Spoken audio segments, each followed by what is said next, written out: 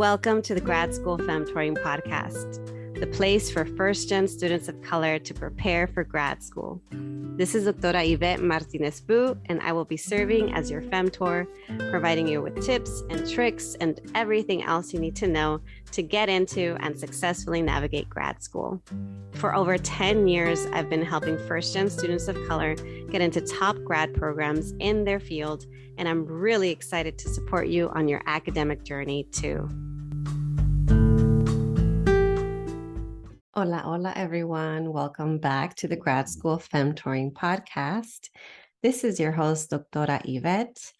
And for today's solo episode, I have an episode about the 5 key reasons to contact faculty before applying to grad school. Now, I believe you're going to be listening to this episode in late August or sometime in September. And we are at the start of the fall term, which means that for some of you, this is going to be the time that you're going to be applying to grad school. And if that's the case, then you might want to consider reaching out to faculty.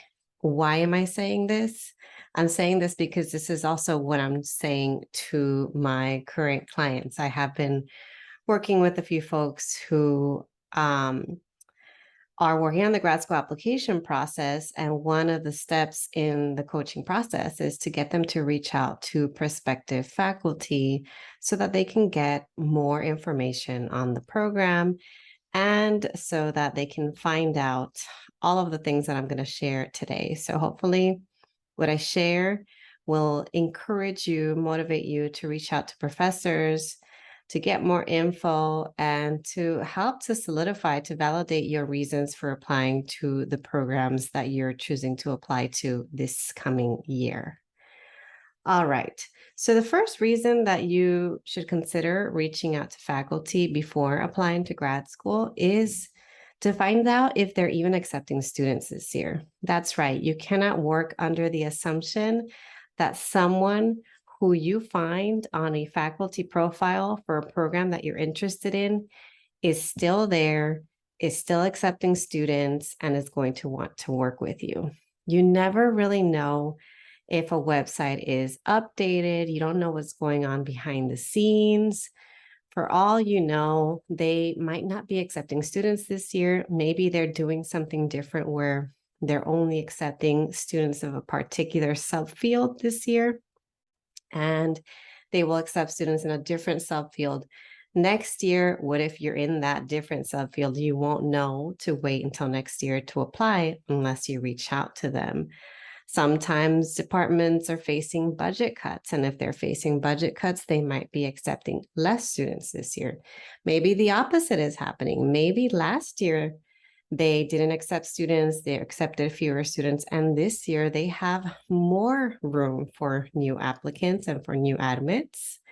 What if this year is the year that they're bringing in new faculty, and that there might be someone who might be perfect for you to work with, but you don't know that they're there because they haven't updated their faculty profile page yet. So it is useful to reach out to professors at the very least to find out if they are accepting students this year, because if they're not, there's no point in you wasting your time and your money applying. Okay, so the second reason I want to encourage you to reach out to faculty is to see if you have good rapport with this person. I cannot stress how important it is to figure out if this is the kind of person you can envision having a long-term professional relationship with. If you're applying to master's and doctoral programs, you're going to be engaging with this person for the next 1 to 3 years if it's a master's program, 4 to 8 years if it's a PhD program, and it could be even longer, assuming that this person is going to continue writing letters for you as you move on in your career, or is going to continue to serve as a reference for you as you go on to apply for other jobs. And so it's really important that you can picture yourself working with this person, that you enjoy their mentoring or advising style, that you get along with each other. And you won't know this unless you have a conversation with this person. Okay, we're going to the third reason. Why should you reach out to faculty? To get a general sense of the program and get your questions about the program that you cannot get answered again from a website alone. If you meet with a professor, they may share information with you about anything that's coming up that's not necessarily easily kind of located or updated on a website. This can include letting you know about the type of funding that graduate students typically get. They may be able to tell you a little bit more about job placements of recent graduates. They can talk to you about the departmental culture and what it's like there. They can also talk to you about the department's relationship with the larger campus or surrounding community.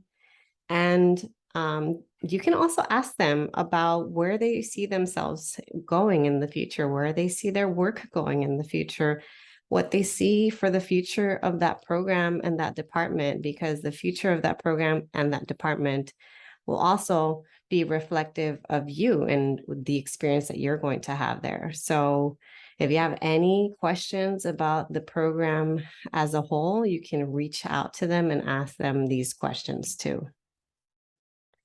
Reason number 4 for contacting and meeting with faculty before applying to grad programs is to have someone remember you and vouch for you if they are part of the admissions review process. I know that a lot of times the reason why students don't reach out to faculty is because they may be intimidated, they may be overwhelmed, they may be feeling like an imposter, they may be feeling not enough. They may be concerned that this person is not going to think they're good enough to get into their program, not going to want to work with them. And instead of helping them, it's going to hurt them in their application process. But more often than not, the opposite happens. More often than not, you may have a really wonderful, amazing conversation with this person. More often than not, this person might get excited at the prospect of you applying. More often than not, this person might be willing to help you and support you. Sometimes they might be on the admissions committee and they will vouch for you if they're going through and reviewing the applications. It's more common for departments. That's not to say this is the case across the board, but more and more programs are doing what is called a holistic review of an application. And what that means is that rather than centering their shortlist solely on GPAs and solely on GRE, graduate record exam scores, they are taking into account a person's entire application, including their essays, including their recommendation letters. And that is to say that you have a higher chance of getting in, even if you believe that you don't have the most competitive GPA or GRE, which tends to happen if you are underrepresented in your program. A lot of students of color don't tend to do well in standardized exams. Why is that? Because most of us don't have the financial resources to be able to prepare adequately for these exams. So it's not even an issue of you knowing the material. It's an issue of lack of equity and access to study materials to be able to get a competitive score. And so if they are moving and pushing towards a holistic review, which is, like I said, becoming more common, you have a higher chance of getting in. And if someone knows you, remembers your name, actually wants to work with you, they're going to have an opportunity to advocate for you, at the very least, to get you on the short list, or from the short list, get you to an interview stage. And in some cases, to actually vouch for you to get in. So meeting with someone, and if the meeting goes well, and if they do show interest in working with you, those are all good signs. They cannot promise you that you're going to get in. I don't think that, no single professor can make that kind of decision alone, and they cannot promise you those things before you apply, but they can certainly try their best to advocate for you. And so that's another really, really good reason. And if they're not in the admissions committee, they can still help you in other ways. They might refer you to other people who might be good people for you to work with. They might actually offer to review your application materials. You never know what kind of support you might get from this person. So you won't know unless you put yourself out there and start having conversations with faculty. Now, the last reason to reach out to faculty is to get referrals for other people who they might know. I know I kind of hinted at this before.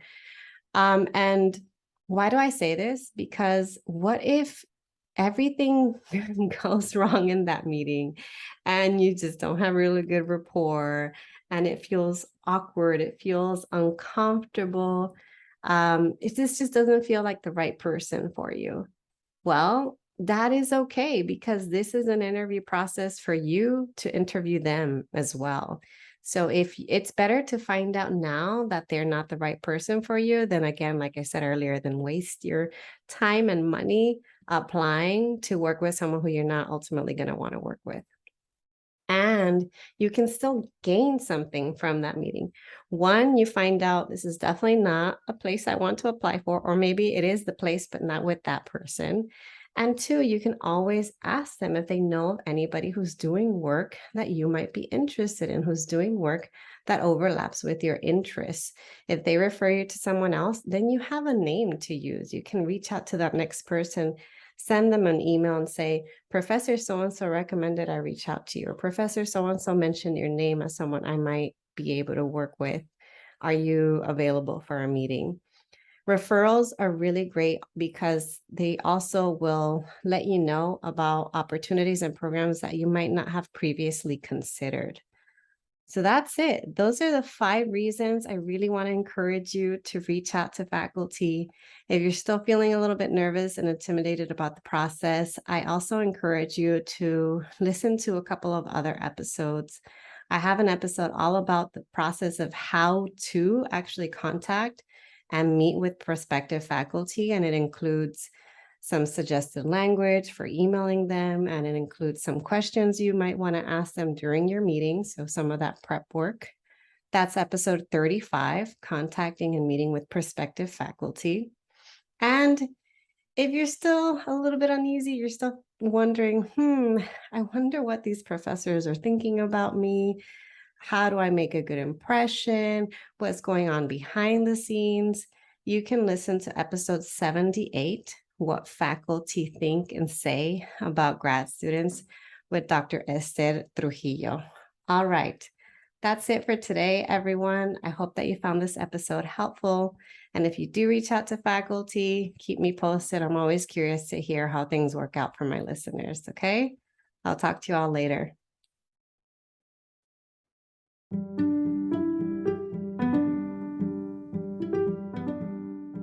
Thanks so much for joining me in the Grad School Femtoring Podcast. If you liked what you heard, here are 3 ways you can support the show. The first is to make sure you're subscribed and leave a review of the podcast. If you leave me a review on Apple Podcasts, you become eligible for a free half-hour coaching session with me. Yes, that's right, 1 free session. Once you leave a review, you can email me a screenshot and I'll send you a link to sign up.